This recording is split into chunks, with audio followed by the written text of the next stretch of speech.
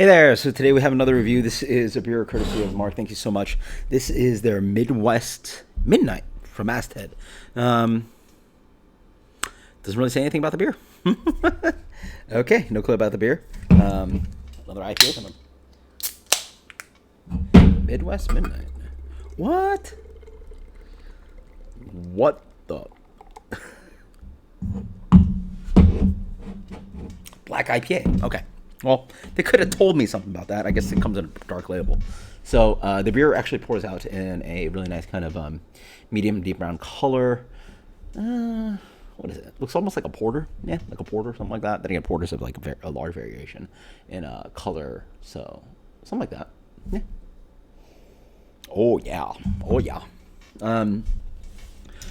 Excuse me. Whatever you do when you make these kinds of beers is very important in my mind to, I don't know, it just works for me to get this kind of like dusty dank thing. It just sort of works with like the light roast character.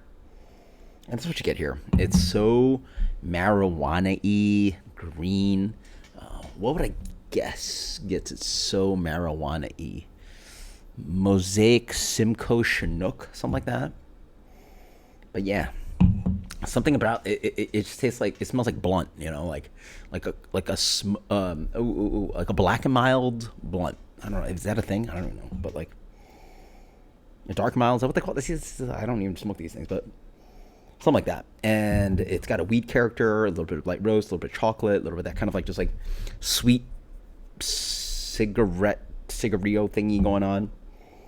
Yeah, smells awesome. Cheers. But yeah, very dank and weedy, very green.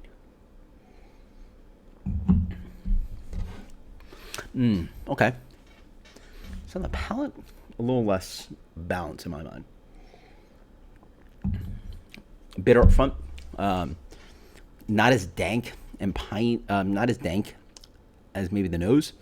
And what it lacks, I feel, is a little bit of residual sweetness. The beer has a nice kind of medium plus solid bitterness, but it's bitter and bitter, which you have to balance when you're making a black IPA.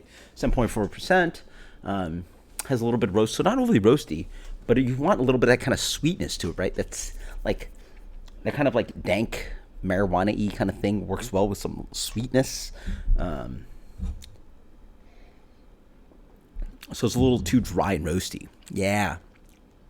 No, maybe not too roasty, but a little bit too dry and bitter.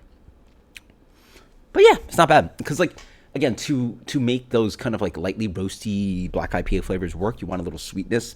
Have a little bit of that sweetness to play with that roast, a little bit of chocolate flavor.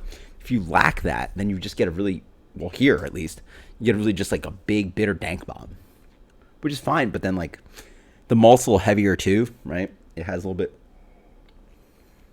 color to the malt, and that adds acidity too. It is very sprucey and piney, so it actually does sort of work with the weather, despite, well, not here at least. But if you're in a colder weather climate, it does have this kind of generically kind of like, not generic, sorry, this theme of just like piney, bitter, dank, weed, spruce tips. So if you call this a Christmas IPA, it sort of maybe works a little bit more, but I see it as a black IPA, and I want it to sell a little bit more black IPA-ish. Yeah, so just a little bit of balance issues here. But it's darn tasty. And it's darn bitter. Now I drink it more. Full bitterness. Very bitter. Very piney. Sprucey. Weed. Earthy. Woo!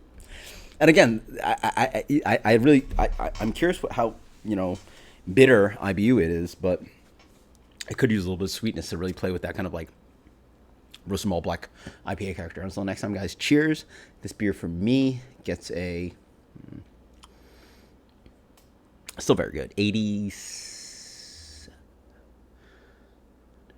Let's go 86. Yeah. 87. Masthead Midwest Midnight IPA. I like also, by the way, they don't say black IPA. Yeah, like they have no, like, God forbid somebody tries to pick this up. Yeah, they should be completely screwed. They'd be like, oh yeah, I'm gonna drink an IPA, and then like get this.